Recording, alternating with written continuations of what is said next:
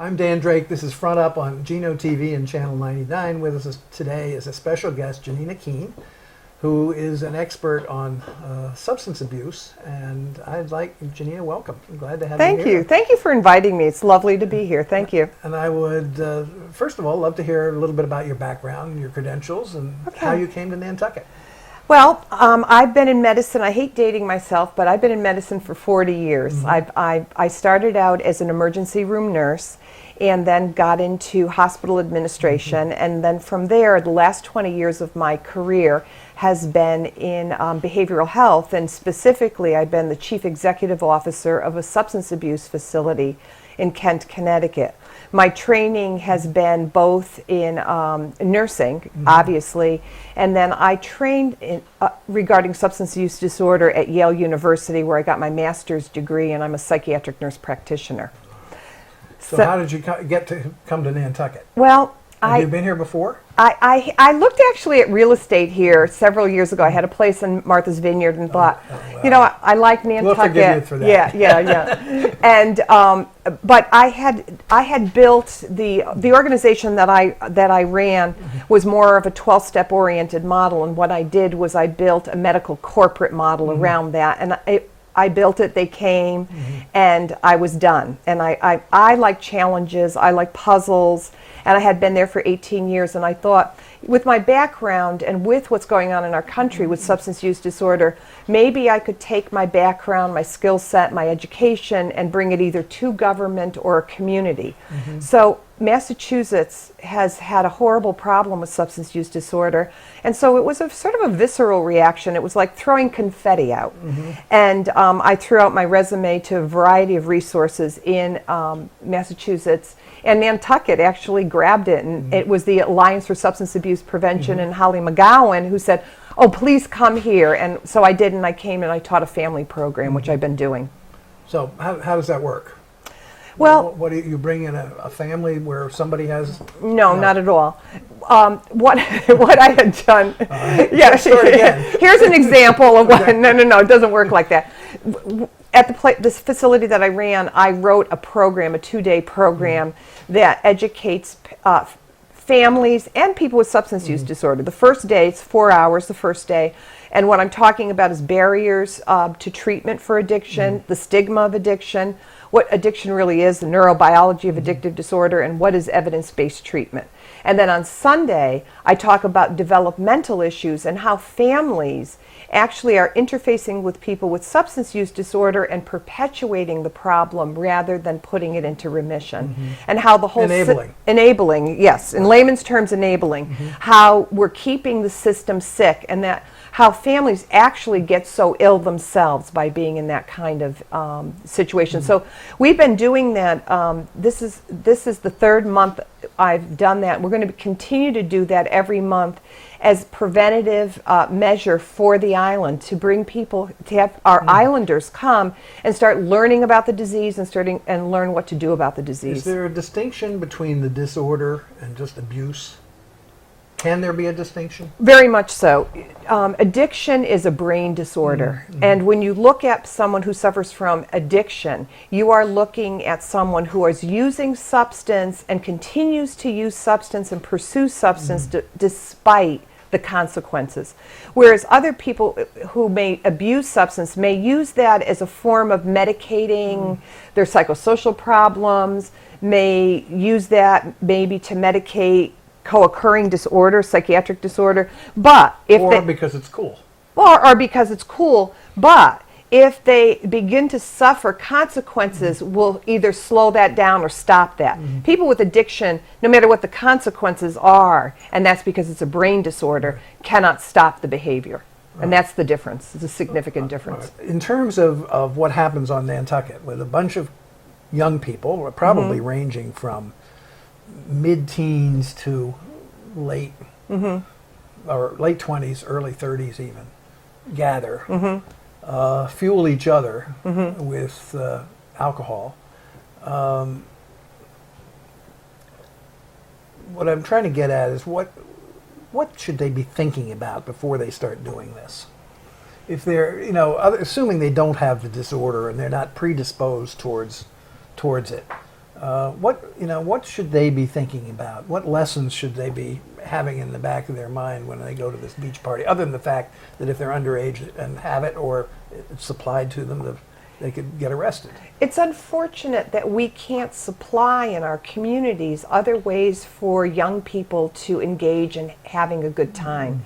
That it seems that it's normalized to be able to come here with cases of beer and go to beaches and get intoxicated to the point of alcohol toxicity. That seems to be your norm. That is what, and when you look at statistics of children today and adolescents, you look at seniors, 40% of your seniors in this country are using substance as a way of entertaining or passing their free time. 42% in northeast part of Connecticut, the United States is 46%. We have changed dramatically. Even the 20 years that I ran a substance abuse facility, I had the middle-aged male alcoholic, is what I used to call him. I'd bronze him today because he's non-existent. No, he's non-existent because now what I'm seeing, first of all, I never saw people under 25. If I did, I saw one or two. Today, it's 50% of our population. We're in crisis. And I don't think people understand the magnitude of the crisis. And your kids are dying. Never, ever. And this is across the country with my colleagues. This is not just my experience. Never, ever have I experienced as a CEO of a company so many phone calls of family members who have said to me, "We want to thank you so much for what you did for our son Johnny, but we lost him last week to an overdose." Never have I had that happen in this field, but it is common now. It's commonplace. What can we as a society do about it? Well, Other than finding other things for them to do, which for 5,000 or 8,000 kids one day a year is kind of hard. Well, we have to stop making believe it's not happening. We have to stop. We have to get our heads out of the sand. Because by doing that, we've normalized it, we've romanticized it, and we have to be looking at our reality. We have to begin to put federal dollars into prevention. Right now, the federal government, for every dollar they spend on substance use, it is not for prevention and treatment. 4 cents of every dollar goes to prevention and treatment. 96% go to the consequences. So we need to be pouring money into prevention, education, treatment. We need to help parents who are suffering from substance use disorder to get into treatment facilities. People can't get into facilities. I've been interviewing a lot of people here on the island in the 3 months that I've been here, and I've heard so many heartbreaking stories where they will have a sibling or a spouse and they can't find them a bed. So you actually have the person at that point who's saying, "I need help, I'm sick," and there's nothing that you can do for them because there's nowhere to put them. Interesting.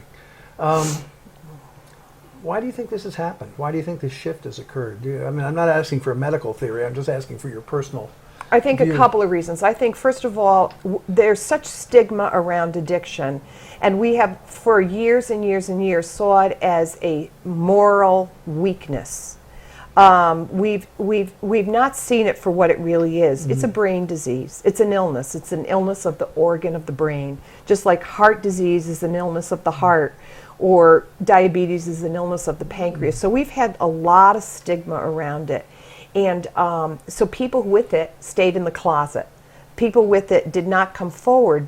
People with substance use disorder already feel less than, already feel not good enough. And so when you start interfacing with the very systems that are supposed to help you, who are stigmatizing it, i.e. even the medical profession, there's nowhere to turn. So they're not getting treatment. You're not spending the money to have prevention and education. Instead, you're spending it on incarceration or whatever. Right, the consequences, right, the real consequences of the illness. As I mentioned to you before we went on the air, I have a theory that perhaps our general attitude towards alcohol and our very strict lip service to the enforcement of a 21-year-old drinking age contributes to this problem too. You said you had a controversial answer to that, and I'd love to hear what it is. Well, let's look at what happened in the states that legalized marijuana. Do you know what happened in those states? To some degree, yes. I'm not fully familiar with it. You had an increase in substance use in your adolescence. That's what happened. You legalized marijuana and you created a mess. And now these states they're wondering what to do about the problem, because you got more and more young people using marijuana. And the problem with marijuana is it's a gateway drug. And it's a gateway. There's a sequential order that happens when kids use substance. They first begin smoking cigarettes, maybe drinking alcohol. If they go into the gateway drugs, the inhalants, marijuana, they probably more than likely are going to go into the illicit drug use. And so that's what's happened in those states. So getting back to your question, so if we legalize alcohol to 18 years old, what did we talk about earlier on in our conversation? Right. Before the age of 21, 22, you're still developing the brain. So you're now giving that youth permission to hijack the brain. 18-year-old drinking age was in effect in New York State for many, many years. I remember in my high school days. I mean, are there any consequences of that people can point to that say it was a mistake? I mean, it was raised because the federal government said states wouldn't get highway money unless they raised the drinking age. It clearly was a mistake, or they wouldn't have changed it back to 21. Well, they changed it back because the federal government made them. Right. But I'm not sure they changed it back because they found that their youth were in trouble, because I don't know if they recognize that yet. I don't know if they recognize that yet, but I would advocate strongly against that. I would advocate strongly against But for medical reasons, mostly, rather than social reasons? Well, the social, obviously. I think for developmental reasons. I think for developmental reasons. And I also think that's not the solution.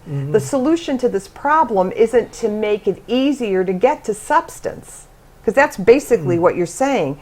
I think the solution to and it's also but you're also saying that everybody who doesn't have the disorder should have to go along with it because to save whatever the percentage is. Why do you think it needs to happen, Dan?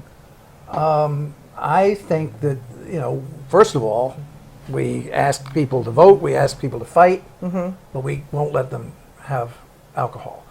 We had a terrible experiment in this country with prohibition, which created more social upheaval and maybe even created some of the background of what goes on today.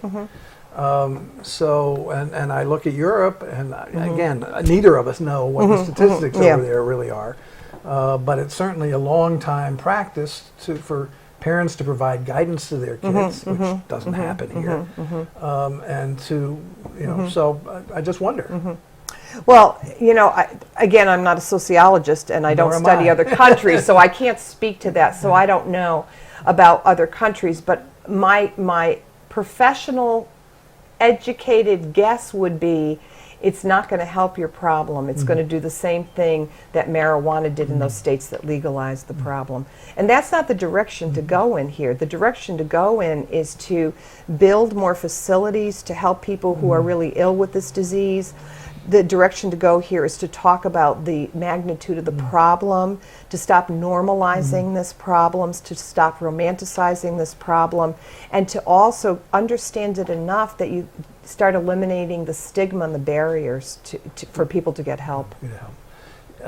Finally, you've been working with some Nantucket people and families for the last 2 or 3 weeks or months, actually. What are your observations about Nantucket as compared to other communities? Nantucket is isolated. Northwest Connecticut's somewhat isolated, not as isolated as Nantucket. Do you think the problem's worse here? Not as bad here? Or just like everywhere else? No, let me say this. First of all, the people I've met are incredibly lovely. I mean, I've been very much embraced. So this is a wonderful community. You're the salt of the earth. I don't know how else to say it. They're really the salt of the earth. You're very kind. But what I am seeing, and I have interviewed several people over the last 3 months, is that you have a crisis here. And Worse than other places? oh yeah, oh yeah, oh yeah. I live in a resort community. I live in a Sharon, Connecticut. Most of the people that are my neighbors come there on the weekends. Right. We do not see the level of drinking and substance use in my town that you see on your island. Amongst the year-rounders. Right, right. And I've talked to many healthcare professionals. You have a lot of mental health issues. You have obviously your suicide issues. You have your behavioral. You have your substance use issues. I think people keep those quiet. Like you'll have somebody, for example, who died because they were intoxicated, and you want to protect the family and their grief, but at the same time you lose the opportunity for that to be a teachable moment. Right. Same is true with suicide. Right, right. Your suicide, exactly. Yeah. I mean, it's difficult because you don't want to create a contagion. Right. Yet on the other hand, you're not showing the magnitude of the problem. Right. I think that. And the people who are in the trenches, the people with their boots on the ground, who I've spoken to, a lot of them, you have secondary trauma to your clinicians. I'm noting that. And, people who literally... Because they're overwhelmed. They're overwhelmed. Came in to interview with me, because I'm trying to figure out what's going on here, who are breaking down and crying in my office, who are absolutely overwhelmed. I think... your systems that you had in place were okay maybe 10 or 15 years ago when maybe you had a population of 5,000 or 6,000 right. people, and we'll go back to the middle-aged male alcoholic, right. and that was your greatest behavioral health problem on your island. But that's not your population, number one, and those aren't your behavioral health problems any longer. So the systems that are in place are not adequate. I mean, they're doing the best they can. And I have to say the other thing about the clinicians I've met, and I've been in medicine for a long time, I have such admiration for the people who are working here in those fields. I don't know how they do it. I don't know how they just don't throw their hands up in the air and say, no more, I can't do this, So, I mean, they're doing the best they can. So it's not your clinicians in behavioral health that are your issues. It's that we haven't built systems to adequately treat the depth of your problem. You got to help your own. Well, thank you. You've given us an awful lot to think about. Janina Kean, thank you so much. It was my pleasure to chat with you. Thank you for having me.